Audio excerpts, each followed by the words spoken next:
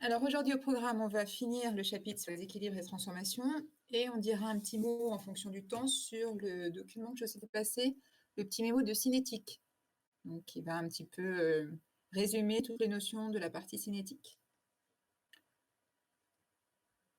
J'espère que vous avez profité de l'intercours pour faire un peu d'exercice physique. Donc vous avez un quart d'heure d'intercours.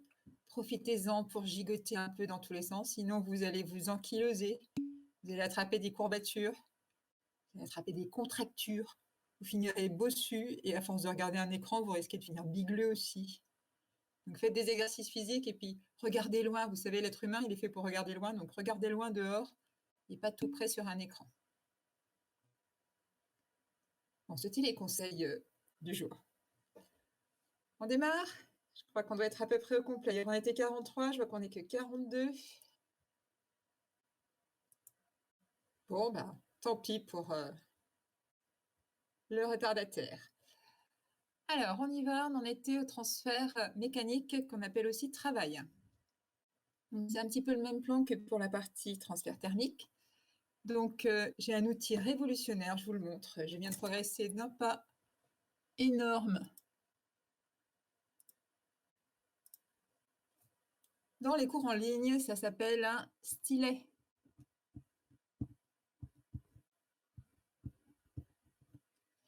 Donc, je vais progresser un petit peu sur l'utilisation de l'outil, surtout qu'il n'est pas hyper top, le mien. Mais c'est mieux que rien. Donc, normalement, vous allez mieux voir ce que je montre. Donc, vous devez connaître la lettre, car enfin la lettre conventionnelle qu'on utilise pour le travail, c'est W. Ici. Hop. Ah, mais oui, mais j'ai oublié d'activer le stylet. Alors, on va commenter. Tiens, je vais commenter en violet. Alors, W, c'est ça. Donc, attention, ça s'appelle W à chaque fois et vous n'avez pas le droit de l'appeler autrement. Donc, le travail, c'est une forme d'énergie qu'on appelle mécanique, contrairement à la forme d'énergie précédente qui était une forme d'énergie thermique. C'est la même convention au niveau du signe. On appelle W le travail dans le sens reçu par le système pendant la transformation. Donc, grand W tout court, c'est l'échelle macroscopique, c'est notre échelle. Et de la même façon, pendant un intervalle de temps réduit, donc entre T et T plus dt ici, donc pendant ce petit intervalle de temps, le système reçoit une petite quantité de travail qu'on appelle petit delta W. Donc la différence entre le W et le delta W, c'est juste une question d'échelle. Donc échelle macroscopique pour W, échelle mésoscopique pour delta W. Donc ne pas confondre les deux. C'est pareil que pour le transfert thermique, vous n'avez pas le droit d'utiliser le delta W, voilà, en l'oreille, c'est strictement interdit. Alors c'est quoi tous ces oui là qui arrivent sur le chat? C'était la réponse à quelle question? Milan, attention, hein, sur le chat, vous écrivez des choses, alors attention, je les lis quand même. Clémentine ne m'entend pas. Ah, elle a bien activé son matériel.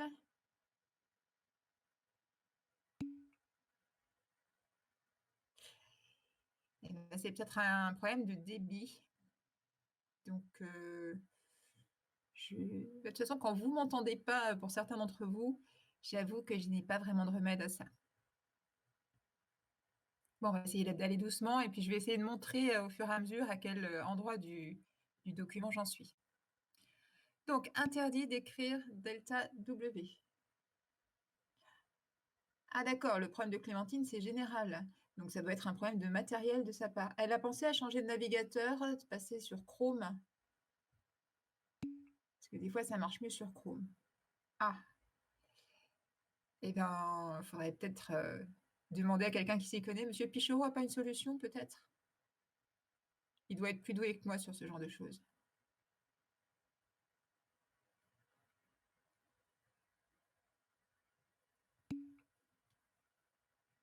Oui, il ne faut pas hésiter à demander. Et à part Clémentine, vous savez s'il reste quelques élèves qui ont des problèmes de connexion, de son?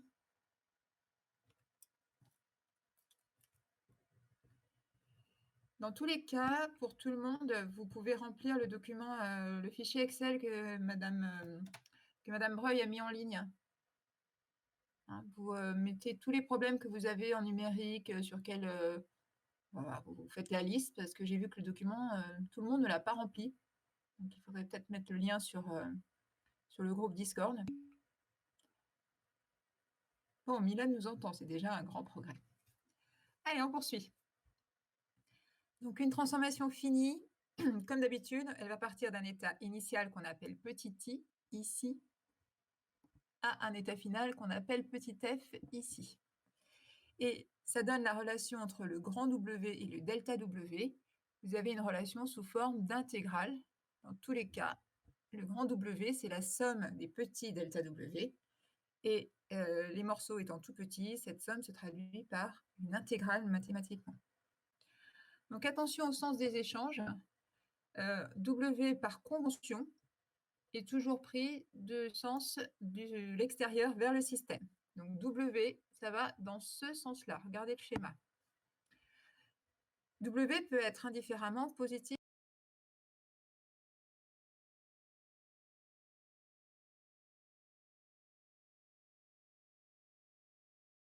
Et là, le système s'appelle un récepteur. Contrairement à hier, je n'ai pas fait d'erreur dans les signes. Alors, Clémentine 2 nous a rejoint. Peut-être que Clémentine 2 nous entend mieux que Clémentine 1.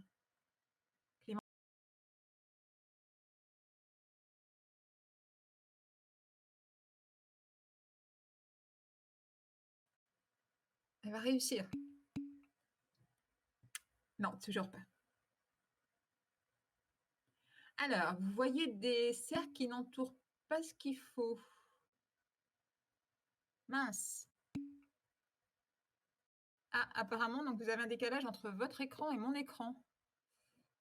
Bon, eh ben, ça va compliquer les choses. Alors, je vais voir avec la souris si ça va mieux. Je positionne la souris juste en dessous de W égale 0. Est-ce que vous voyez toujours le décalage?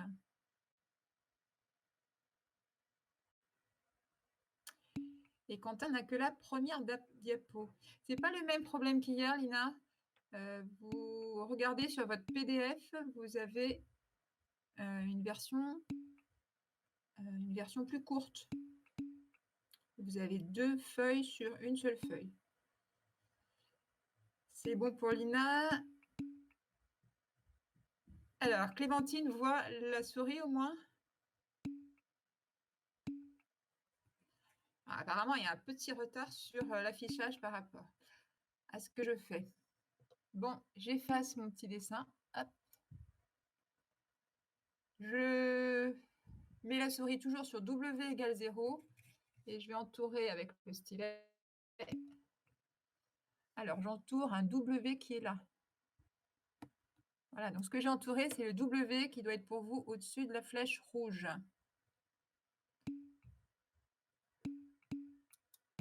Et la souris ici sous W égale 0. Bon, bah si ça entoure du blanc, c'est que vous avez un décalage entre ce que j'écris et le document. Apparemment, le décalage ne concerne pas tout le monde, puisque pour Enzo, ça entoure bien le bon endroit. Et le décalage n'est donc pas le même pour tout le monde.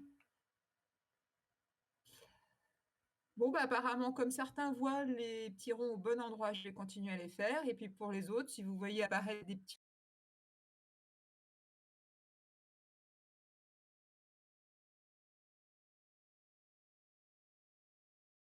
Alors, on disait donc que si le système reçoit effectivement du travail, ça s'appelle un récepteur, et dans ce cas-là, W est positif.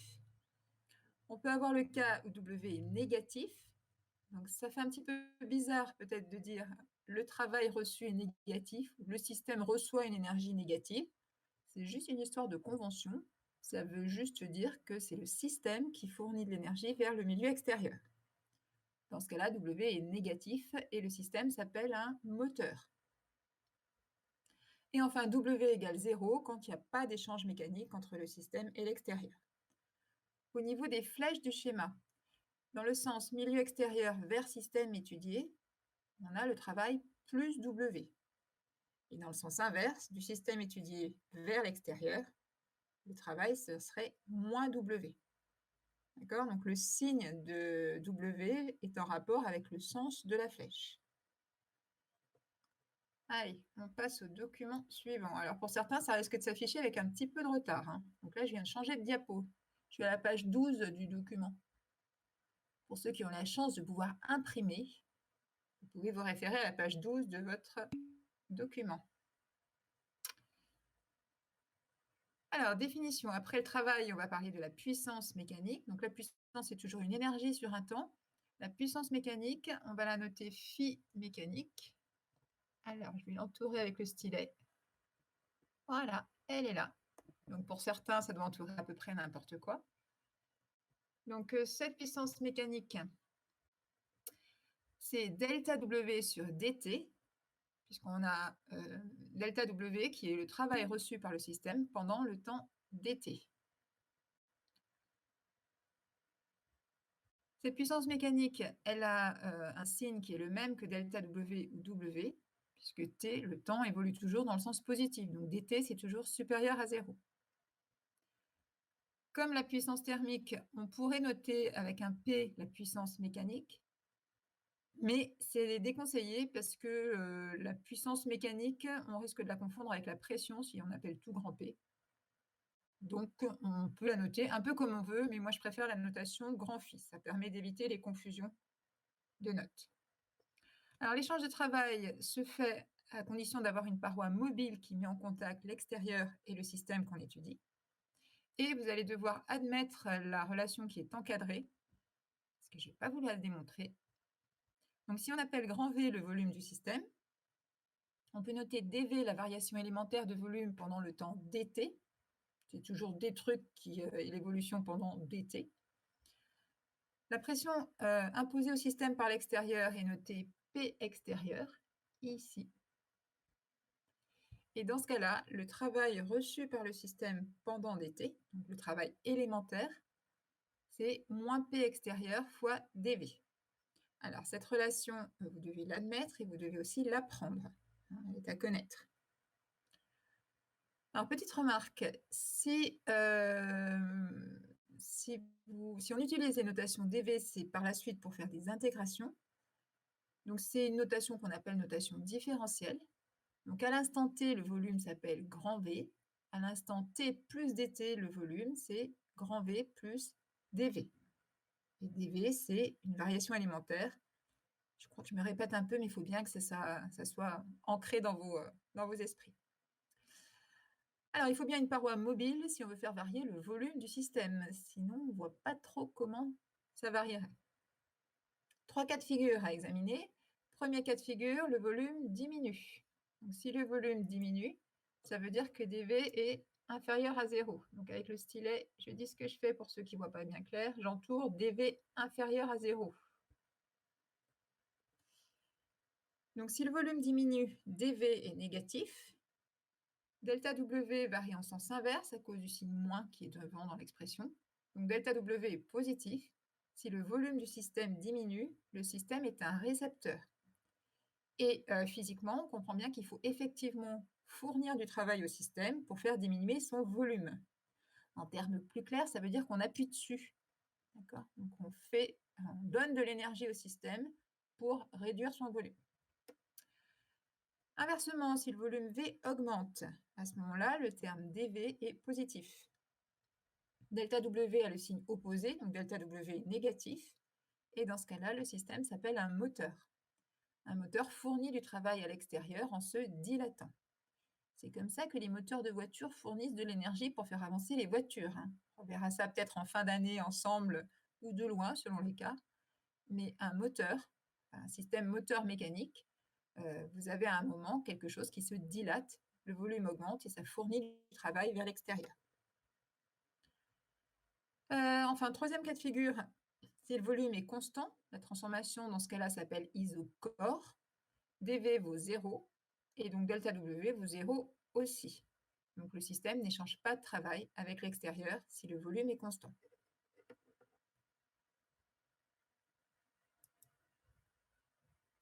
Je viens de changer de de diapositive là. Alors, on va différencier différents cas pour voir comment s'exprime le travail reçu par le système. Le premier cas, c'est le cas le plus simple qui est à votre programme en première année. C'est quand le système est une phase condensée, soit un solide, soit un liquide. Ben, dans ce cas-là, vous savez que le volume du solide ou du liquide peut être considéré comme constant. C'est le modèle incompressible et indilatable. Et du coup, dV vaut 0 et le travail est nul. Du coup, une phase condensée ne reçoit pas de travail de l'extérieur et n'en donne pas non plus, puisque son volume est constant. Deuxième cas de figure, si le système est un gaz, dans ce cas-là, au contraire, le volume peut varier assez facilement et le modèle qu'on utilise, c'est évidemment le modèle gaz parfait. Donc l'exemple le plus classique, c'est le cas de figure où vous avez ce truc-là. Donc j'entoure juste le dessin pour ceux qui ne voient pas. C'est-à-dire le modèle où le système est contenu dans un cylindre et le contact mécanique avec l'extérieur se fait via un piston mobile. Donc un piston qui peut coulisser ici vers la droite ou vers la gauche. Donc c'est le modèle le plus classique des systèmes gazeux avec échange de travail. Attention, il y a une petite nuance sémantique. La pression que j'ai appelée P extérieure. Ce n'est pas forcément la pression qui règne à l'extérieur du système, mais c'est la pression qui est exercée par l'extérieur sur le système. Donc, il faudrait bien comprendre la différence entre les deux. Donc si on imagine le cas de figure qui est entouré ici, avec à l'extérieur une pression P0. Donc à l'extérieur, on a la pression atmosphérique P0. Ici. Oh, j'essaie de dessiner un joli P0. Je ne sais pas où vous le voyez apparaître, mais je suis très contente de moi. On va essayer de progresser là-dessus. Donc, si on a une pression P0 égale 1 bar à l'extérieur du système et que vous laissez votre piston tel quel, vous n'agissez pas dessus, alors la pression qui s'appelle P extérieur, c'est bien P0. Et ce qui appuie sur le gaz, ce qui appuie sur le système, c'est l'air extérieur, l'atmosphère. En revanche, si vous poussez le piston vers la gauche, donc dans ce sens-là, donc si on pousse le piston vers la gauche, donc pour ceux qui ne voient pas, j'ai dessiné une flèche qui pointe vers la gauche. Donc dans ce cas-là, il faut un opérateur qui fait ça. Donc l'opérateur va exercer une force en plus de l'atmosphère. Et donc la pression qui s'appelle pression extérieure est supérieure à P0. Pour le gaz qui est à l'extérieur, il subit une pression plus forte imposée depuis l'extérieur. Et lui, il ne sait pas si c'est du gaz qui lui appuie dessus ou quelqu'un qui appuie sur le piston. Ça ne change rien. Cette pression extérieure est plus grande que la pression P0 de l'extérieur. Inversement, si au lieu de pousser, on tire le piston quand on va dans ce sens-là, donc quand on va dans ce sens-là, l'opérateur qui fait ça ou la machine qui fait ça va faire que la pression extérieure depuis le gaz qui est enfin, pour le système, la pression extérieure est plus petite que la pression atmosphérique. Ça va compenser une partie de ce qui est exercé par l'atmosphère.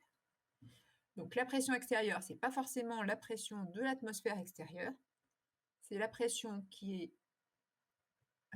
est exercée sur le système depuis les éléments extérieurs. Donc soit l'atmosphère, soit quelqu'un qui appuie ou qui tire sur le piston, ou une machine qui fait la même chose. Tout va bien? Vous avez le droit de pleurer un peu si ça ne va pas.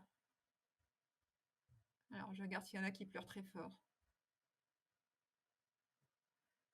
Bon, personne ne pleure très fort pour l'instant. Et Lucien tente de se reconnecter.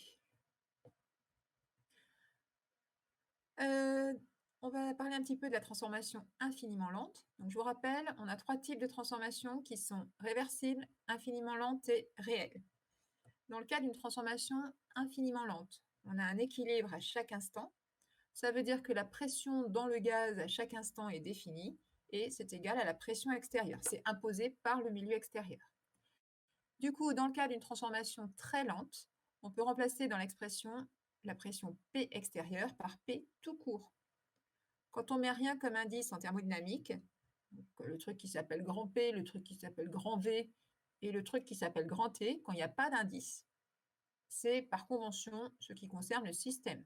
Donc grand P, grand V, c'est pression et volume du système. Donc du coup, dans le cas d'une transformation infiniment lente uniquement, vous avez le droit de remplacer P extérieur par P tout court. Mais attention, l'expression générale, c'est la précédente. Celle-ci, c'est sous condition. Je rappelle que si la transformation est réversible, elle est aussi infiniment lente. Donc, transformation réversible, vous avez le droit d'utiliser cette formule. Attention, je change de diapo. Moi, je vous rappelle que si je ne respecte pas l'horaire, vous avez le droit de me le signaler. Donc là, en plus, les horaires ne sont pas des heures rondes. Donc à 10h45, si je suis encore en train de parler, bah, vous attendez 10h46 et puis vous me le signalez gentiment, je ne vous en voudrais pas. 6e point, la représentation dans le cas d'une transformation infiniment lente. Donc on utilise en général les diagrammes dits de Clapeyron, ceux qu'on a vus dans le cours sur les changements d'état. Pour une transformation infiniment lente, on connaît la pression à chaque instant, on connaît le volume à chaque instant dans tous les cas, et donc on peut représenter la transformation sur un diagramme avec V en abscisse et P en ordonnée.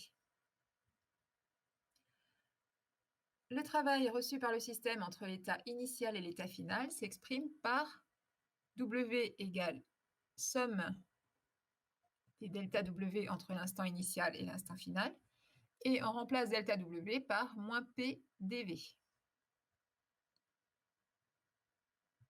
Donc dans ce cas-là, si vous vous rappelez un peu vos cours de maths, vous vous rappelez que l'intégrale d'une fonction, ça correspond à l'aire qui est sous la courbe. Attention, on fait des maths là. Donc en valeur absolue, le travail qui va être reçu par le système pendant la transformation, ça correspond à l'aire sous la courbe qui représente P en fonction de V. Attention, c'est en valeur absolue puisqu'on va réfléchir sur le signe juste après. Mais quand vous faites somme de f de x dx entre A et B, ça correspond à l'aire qui est sous la courbe, à condition que A soit inférieur à B. Alors, petit exemple simple que vous avez ici. Vous avez une transformation qui est toute bête. Elle se fait à pression constante. Donc, c'est une augmentation de volume à pression constante. Pression constante, ça veut dire que c'est isobar. Et donc, vous avez la transformation qui est représentée en pointillé. L'état initial, il est là. Ah, je n'arrive pas à faire le point. Je ne ferai pas le point. Et l'état final, il est là. Donc, cette transformation est une augmentation de volume. La surface sous la courbe, donc ici, c'est juste un rectangle, celle qui est en bleu sur le document. Ça correspond à la valeur absolue du travail. Dans le cas de figure où le volume augmente effectivement au cours du temps, le travail est négatif, le système est un moteur, et dans ce cas-là, le travail, c'est moins la surface en bleu. Inversement, si on inverse les états IF, à ce moment-là, on aura une compression, une diminution de volume, et dans ce cas-là, le travail qui sera fourni au système au cours de la transformation, c'est plus la surface sous la courbe. Ça va? Donc en résumé, le travail en valeur absolue, c'est la surface sous la courbe représentative. Et il faut réfléchir s'il s'agit de plus la surface ou moins la surface en regardant si le volume augmente ou diminue. Je change de diapo. On passe à un cas plus général. Bon, alors du coup, c'est tout petit. Donc en résumé, le travail reçu par le système, c'est plus la surface si le volume augmente, c'est-à-dire si dans le diagramme de Clapeyron, on se déplace de la gauche vers la droite. Donc c'est le cas que vous avez ici. C'est le deuxième schéma. C'est le deuxième schéma qui correspond à un volume qui diminue.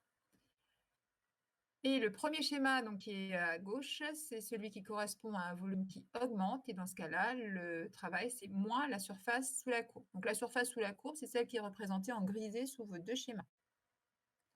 À quoi ça sert?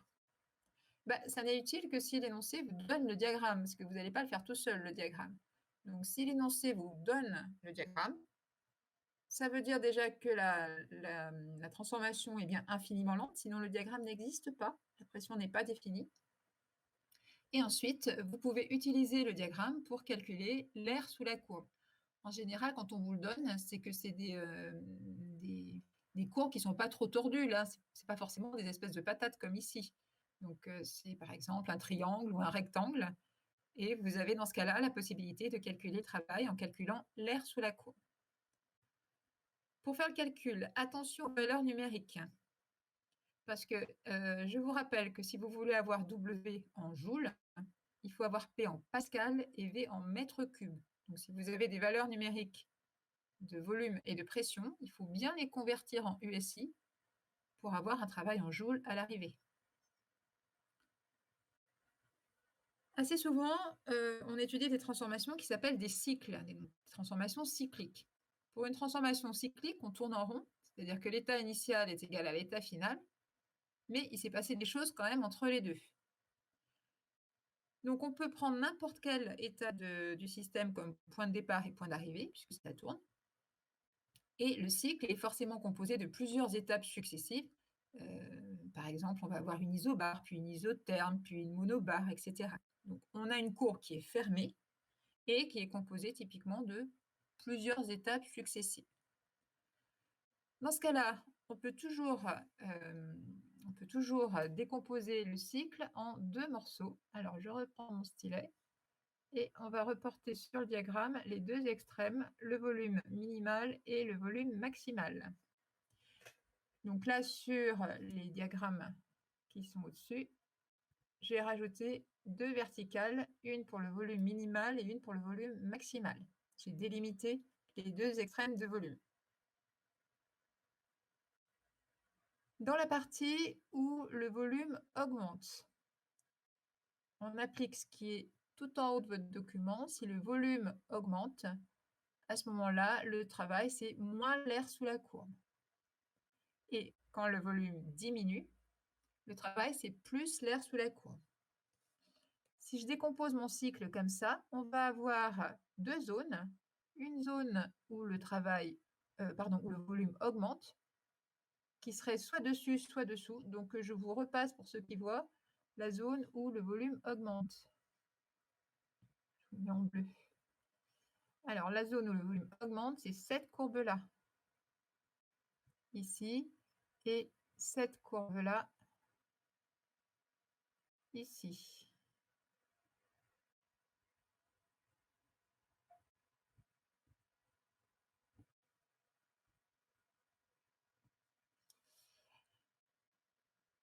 Donc, dans le schéma qui est à gauche, la zone, enfin la portion de courbe où le volume augmente, c'est celle du dessous.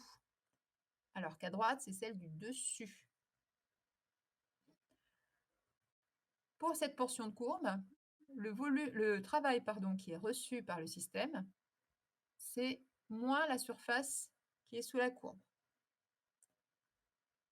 L'autre morceau du cycle, c'est la partie où le volume diminue. Et dans ce cas-là, le travail reçu par cette partie, c'est plus l'air sous la courbe. Du coup, à chaque fois, en valeur absolue, le travail du cycle, ça va être plus l'air sous une des deux courbes, moins l'air sous l'autre courbe. Donc, en valeur absolue, le travail reçu par le système est égal à l'air du cycle, la surface du cycle, la partie qui est grisée sur votre document. Mais attention au sens de parcours. Si le cycle est parcouru dans le sens anti-horaire, donc dans le sens inverse des aiguilles d'une montre, c'est le premier diagramme. Voilà. Donc ici, pour ce premier diagramme, ici, hop, hop. Donc j'ai entouré la patate grisée du graphe de gauche avec une flèche qui indique le sens de parcours. Donc quand vous avez un cycle qui est décrit dans le sens inverse des aiguilles d'une montre, à ce moment-là, le travail, c'est égal à plus l'air à l'intérieur du cycle. D'accord ? C'est plus l'air sous la courbe du haut, moins l'air sous la courbe du bas. Donc au total, ça fait un travail positif. Dans ce cas-là, on a affaire à un cycle qu'on appelle cycle récepteur. Et bien évidemment, c'est l'inverse pour le cas qui est ici, donc le cas où le travail est négatif, parce que le cycle est décrit dans ce sens-là, dans le sens horaire. Donc à retenir, c'est encadré. Le travail, il est positif si c'est décrit dans le sens inverse des aiguilles d'une montre et négatif si c'est écrit dans le sens des aiguilles d'une montre. Attention, je change de document. Donc on est page 16. Donc en pratique, les transformations cycliques, ça ne ressemble pas à la grosse patate précédente, hein, c'est plutôt une décomposition avec plusieurs étapes. Et là, vous avez un exemple de cycle avec 4 étapes successives. Chaque état intermédiaire s'appelle A, B, C ou D. Et si vous regardez, c'est le même diagramme. Ce qui change, c'est le sens de parcours du cycle. Donc sur le diagramme de gauche, on a un sens de parcours dans le sens des aiguilles d'une montre. C'est A, B, C, D, A, B, C, D. Dans ce cas-là, on a un cycle qui est un moteur et le travail reçu par le système est négatif, c'est égal à moins l'air à l'intérieur du cycle. Donc l'air à l'intérieur, ce serait ça. Ah, je ne peux pas grabouiller. Ah non, c'est encore plus moche. Allez, j'efface. Sur le diagramme de gauche, non, ça c'est fait à la gauche. On passe à la droite. Ah bah oui, je n'ai pas activé.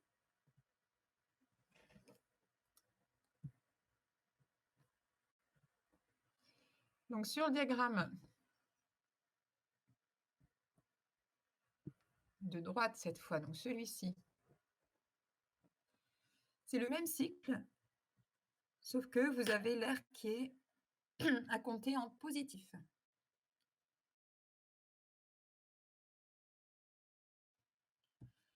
Donc dans ce cas-là, le cycle est décrit dans le sens ADCB, ADCB. Donc c'est les mêmes étapes, mais prises à l'envers.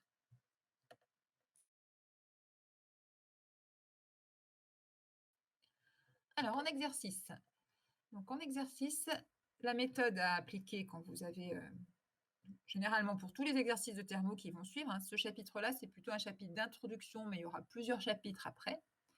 Donc les méthodes à appliquer, c'est toujours les mêmes. Déjà, commencez par bien définir le système que vous étudiez. Ça paraît être une banalité, mais c'est important. Vous étudiez quoi? Donc, vous définissez le système. Vous vérifiez s'il est fermé, isolé ou autre. Il n'y aura pas de cas autre en première année. Le cas autre, c'est le cas ouvert, hein, qui n'est pas votre programme en première année. Ensuite, vous devez bien identifier la transformation, c'est-à-dire vous la mettez forcément dans une case que vous avez déjà vue. Les cases connues, c'est isobar, monotherme, infiniment lent, isocore, etc., etc. Petite remarque, il y en a qui n'ont pas demandé, enfin personne n'a demandé si monocore existait. Ça n'existe pas, ça ne veut rien dire. Monobar, ça veut dire pression extérieure égale constante. Monotherme, ça veut dire température extérieure égale constante. Monocore, on ne voit pas ce que ça pourrait vouloir dire, hein. Parce que le volume extérieur, honnêtement, on s'en fiche un peu. Donc, vous avez un nombre limité de cases. Il y en a en gros 6, hein. On fait la liste. Il y a isobar, isotherme, isocore, monobar, monotherme, et la 6e, ça doit être adiabatique.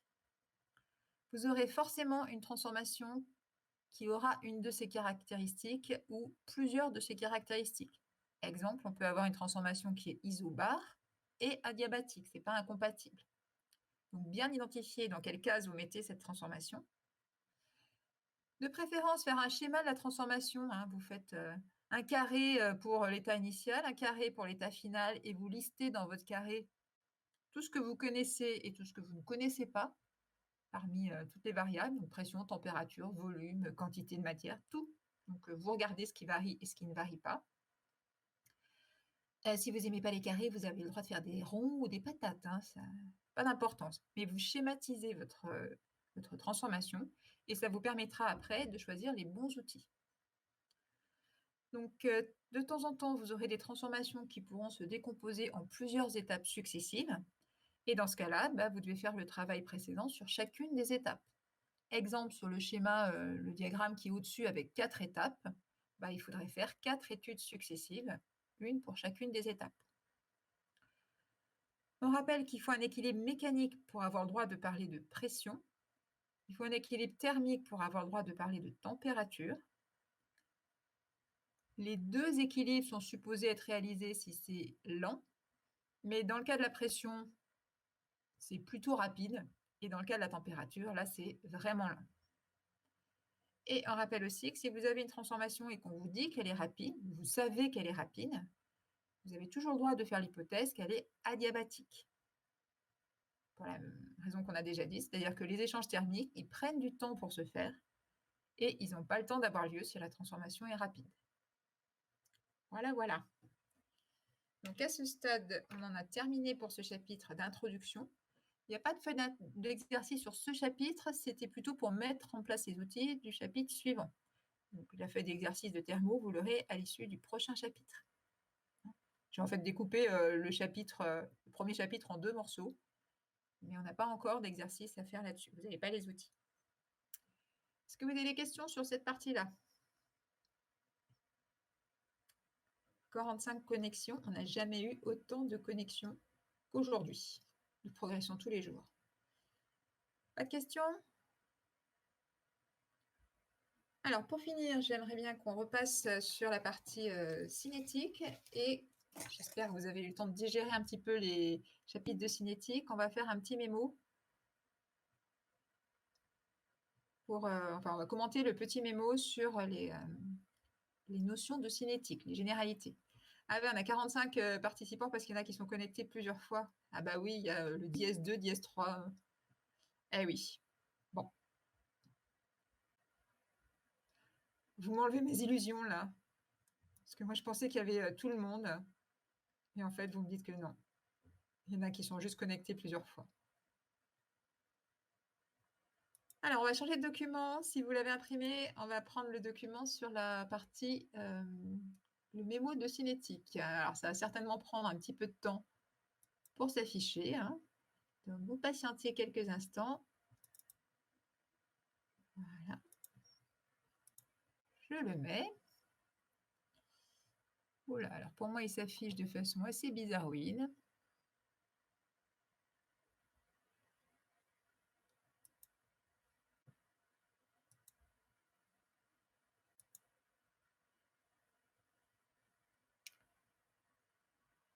Alors, pourtant, c'est un PDF, ça devrait être le bon format. Alors, on va essayer de l'agrandir un petit peu.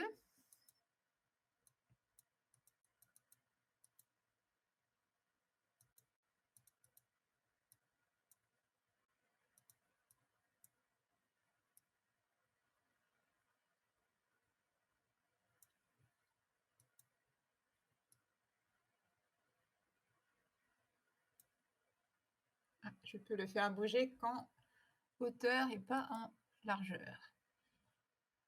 Alors, si vous voyez le document, est-ce que vous pouvez me faire un petit signe?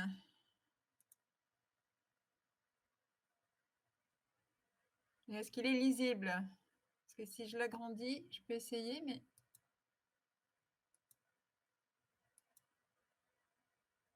Ouais, après, on verra plus un morceau. Bon. C'est pas lisible. Ah, si vous pouvez zoomer vous-même, c'est peut-être mieux, effectivement. Alors, effectivement, si vous êtes en train de regarder sur un petit écran, ça peut être compliqué. Bon, bah, si vous pouvez zoomer vous-même, à ce moment-là, ça résout le problème. Merci. Donc déjà, pour comprendre ce qui se passe dans ce document, il faut avoir déjà digéré toute la partie cinétique, hein, parce qu'on reprend les grandes notions et on résume un petit peu pour voir comment aborder un problème de cinétique chimique. Donc déjà, on rappelle les objectifs en cinétique. Il y en a essentiellement 2.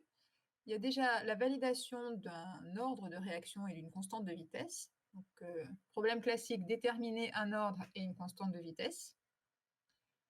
Et deuxième point possible, valider un mécanisme réactionnel, donc un mécanisme en plusieurs étapes.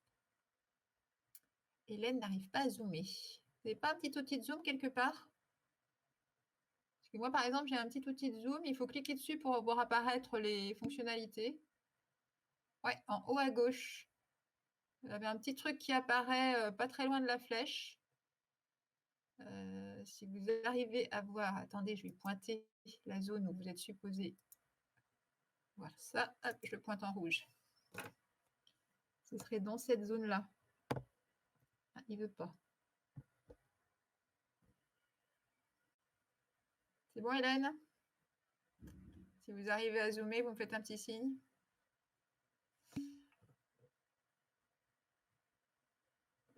Ah, merci Tom. Tom est d'un grand secours pour les problèmes techniques. Vous pouvez essayer effectivement avec la molette de la souris.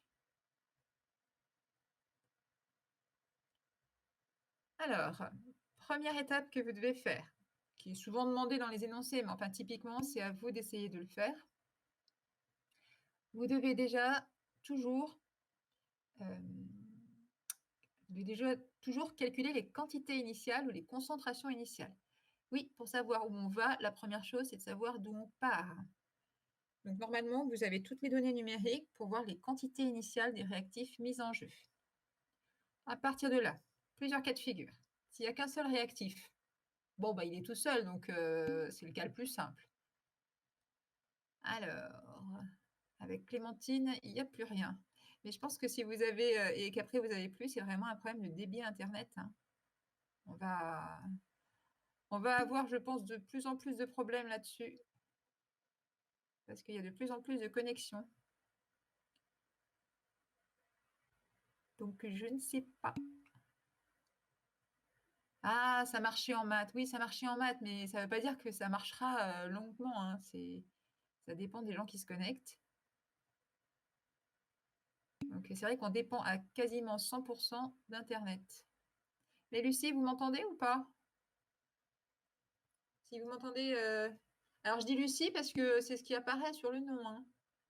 Voilà. Donc, vous vexez pas si je vous appelle Lucie alors que c'est pas Lucie. Bon.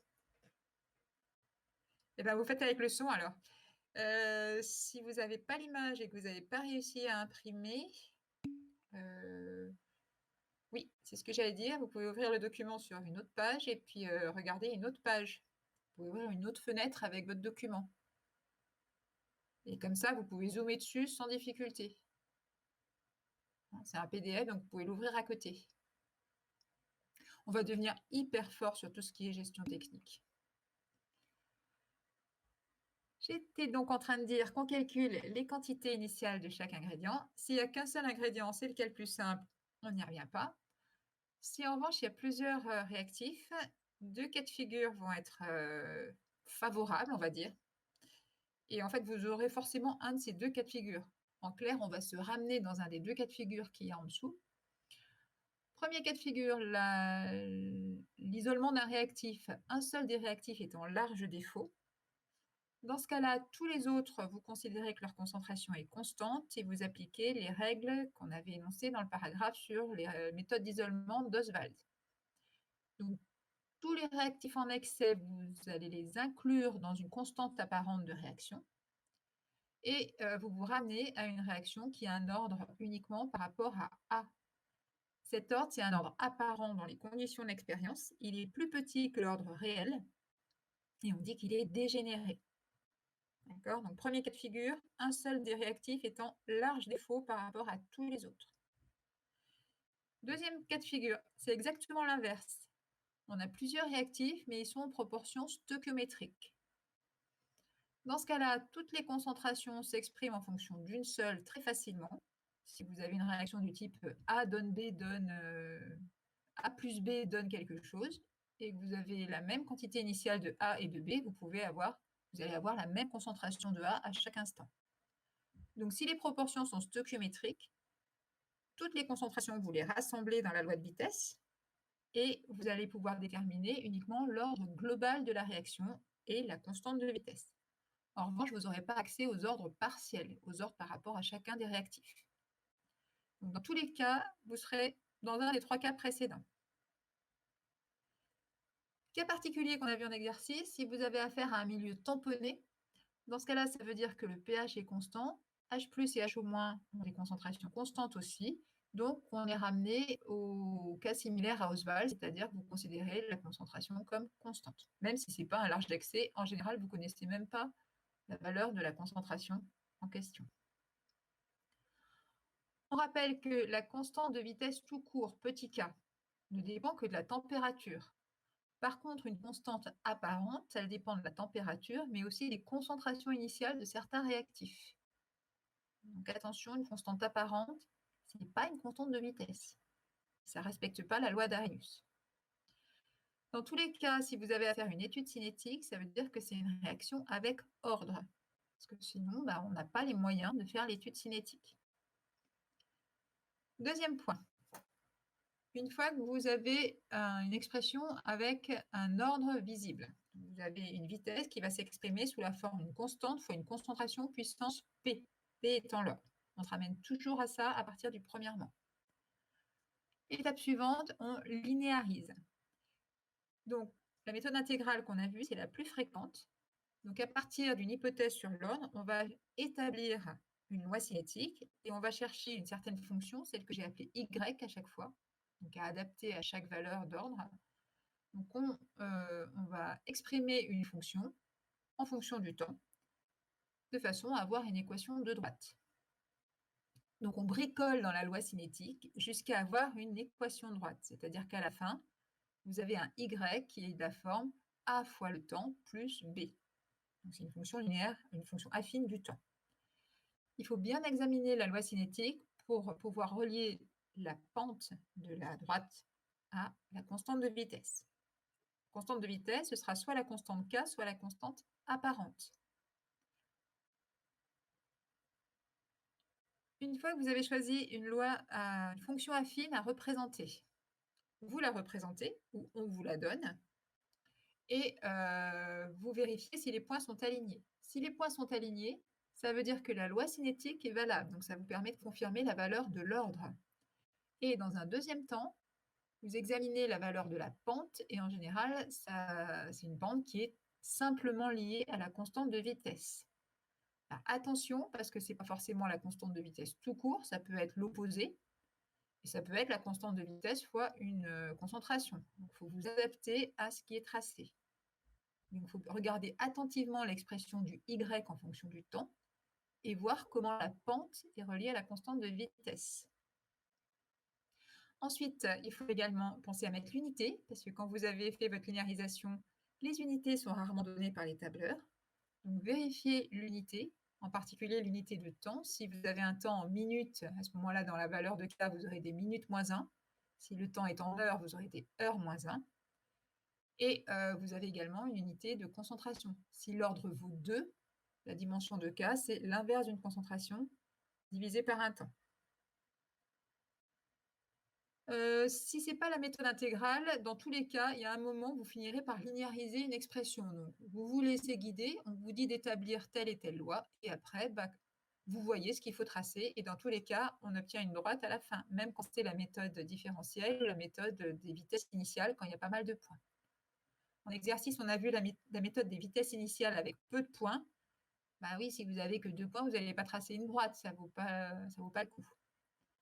Si vous avez un tableau de valeurs avec un nombre de points supérieur à 3, il vaut mieux tracer une droite que de faire 3 calculs successivement. Donc, la méthode graphique est toujours à privilégier.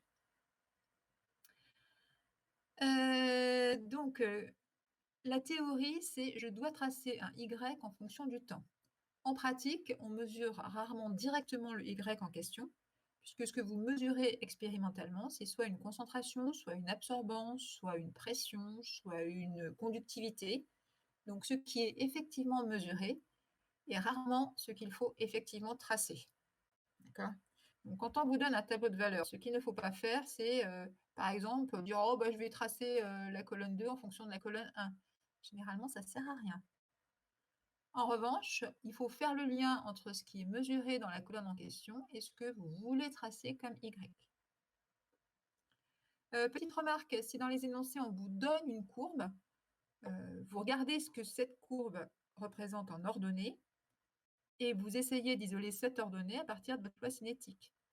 Si la linéarisation est fournie, c'est à vous d'isoler le Y donné par l'énoncé à partir de la loi cinétique.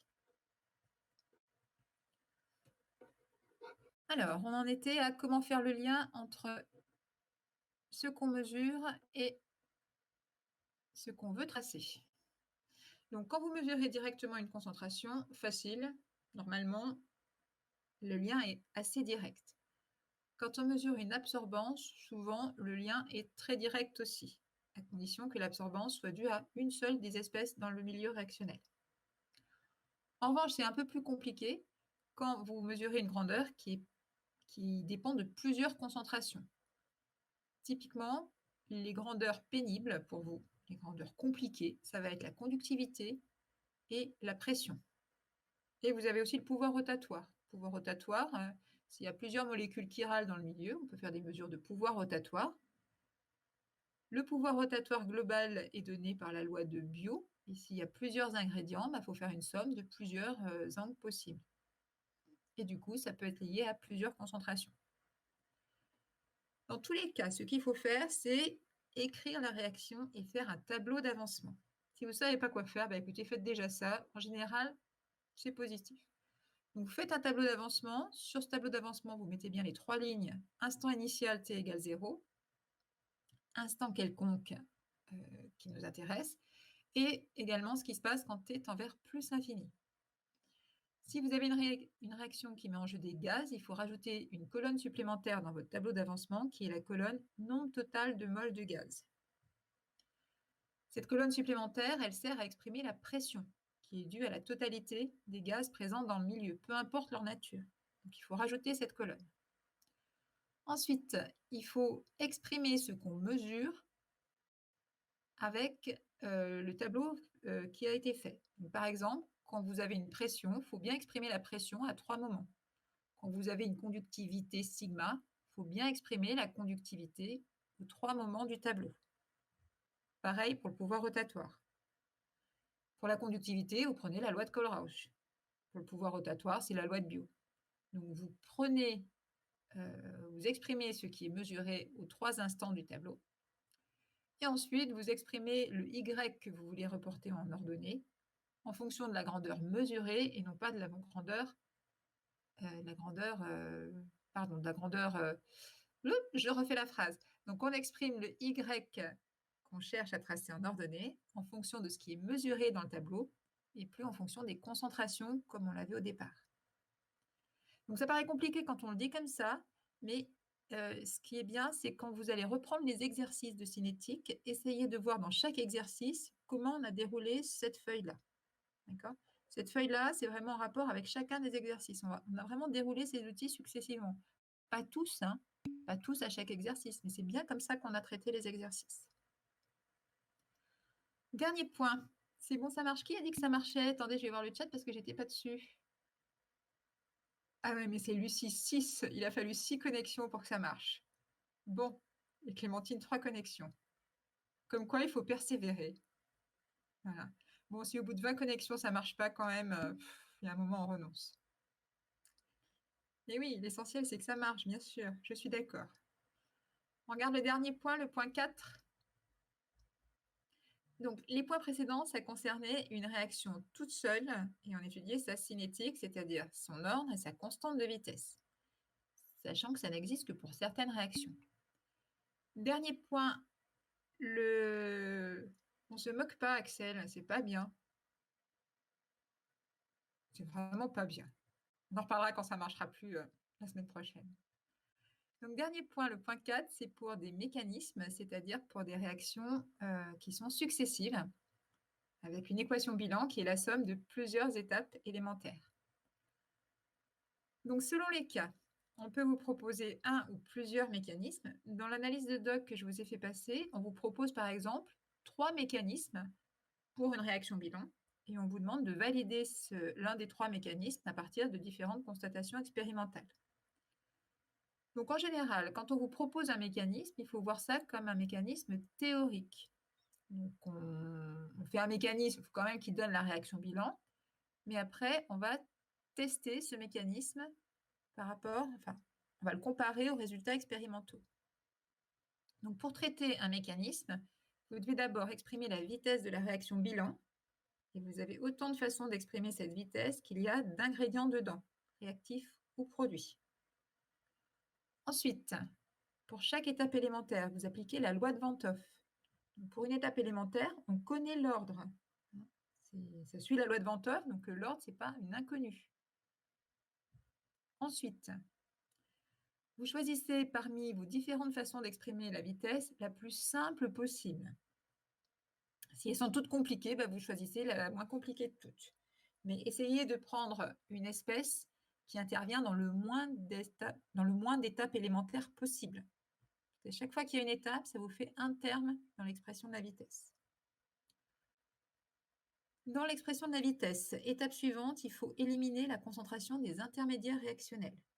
Il faut exprimer la vitesse uniquement en fonction des espèces de la réaction bilan et pas des intermédiaires réactionnels. Pour éliminer les intermédiaires réactionnels, vous avez deux outils. Soit vous avez l'AEQS, dans on va dire 90% des cas, l'AEQS est valable. Donc ça concerne les intermédiaires formés difficilement et consommés rapidement, donc les intermédiaires qui ne s'accumulent pas dans le milieu. En d'autres termes, les intermédiaires plutôt instables. Si vous êtes dans un des cas où la EQS ne marche pas, c'est que vous êtes dans le cas d'un prééquilibre rapide. Donc, si la première étape est rapide, on vous donne la constante d'équilibre et vous supposez qu'elle est valable tout le temps. Donc, c'est la constante d'équilibre de la première étape ou des premières étapes qui vont vous permettre d'exprimer la concentration de l'intermédiaire réactionnel. Donc, une fois que vous avez l'expression de l'intermédiaire réactionnel, vous reportez dans la loi de vitesse et vous avez une expression de la vitesse. Deux cas de figure à nouveau. Alors, on en est là pour ceux qui sont perdus. Hop, ici, là. Une fois que vous avez établi avec beaucoup de difficulté votre expression de la vitesse, vous la regardez. Si vous avez de la chance, la vitesse s'exprime sous la forme d'une constante fois un produit de concentration. Dans ce cas-là, tout va bien. Et on peut comparer facilement à des résultats expérimentaux. En général, c'est l'étape suivante, c'est-à-dire qu'on vous donne des résultats expérimentaux où vous les avez établis dans une première partie et vous dites « Ah bah oui, finalement, j'ai bien une réaction d'ordre 2, donc tout va bien ». En revanche, si l'expression de la vitesse est compliquée, ça veut dire que vous avez une vilaine fraction avec en général un dénominateur qui n'est pas très beau, ou alors vous avez plusieurs termes. Donc dans ce cas-là, on cherche à se ramener à une expression avec ordre, donc à une expression simple, avec différents outils. L'outil le plus fréquent, c'est de se placer au début du processus. Donc, au début du processus, vous avez toujours le droit de supposer qu'il y a peu de produits par rapport au réactif. Et dans ce cas-là, tous les termes où il y a des concentrations de produits, vous pouvez les négliger dans les sommes. Et dans ce cas-là, ça simplifie quand même pas mal les choses. Alors, pour conclure, vous n'aurez pas besoin de me rappeler à l'ordre sur l'horaire, là, je pense que je vais être à l'heure. Donc, pour conclure, ne pas oublier de donner les unités des constantes de vitesse. J'ai répété plusieurs fois, mais je sais qu'il y en a qui vont oublier. Avant de donner une pente, vous devez vérifier que les points soient alignés et vous devez le formuler. Vous devez dire « c'est droit hein, »,« c'est une droite ». Donc, vous vérifiez toujours de préférence graphiquement. Et si vous ne pouvez pas, vous pouvez faire un calcul de coefficient de corrélation sur votre calculatrice. Mais il vaut mieux le graphe. Et avant d'utiliser l'AEQS, vous devez quand même... Alors déjà, quand vous l'utilisez, vous devez dire ce que c'est. Hein. Vous avez le droit d'utiliser l'abréviation AEQS, mais vous devez quand même le citer. Et vous devez aussi vérifier que c'est applicable. Voilà, voilà. Donc, on en a terminé sur le bilan de la cinétique. À la prochaine séance, je vous ferai passer lundi les corrigés de la planche d'exercice de mécanisme. Donc, la prochaine séance, on pourra revenir sur les exercices, comme la dernière fois, hein, rapidement, c'est-à-dire qu'on ne reprendra que ce qui vous pose problème. Donc, ça, ce sera mardi, lundi, où vous n'aurez pas cours de physique. Donc, mardi, on pourra discuter des exercices qui ont posé problème. Et on commencera le chapitre que je vous ai envoyé, le chapitre de thermo que je vous ai envoyé. Je l'ai mis sur le Google Classroom et vous l'avez aussi par mail. Il y a deux morceaux, il y a le début et la conclusion. Donc, c'est deux documents indépendants. Voilà, merci à tous de votre attention et bon week-end. À bientôt. Et bougez surtout.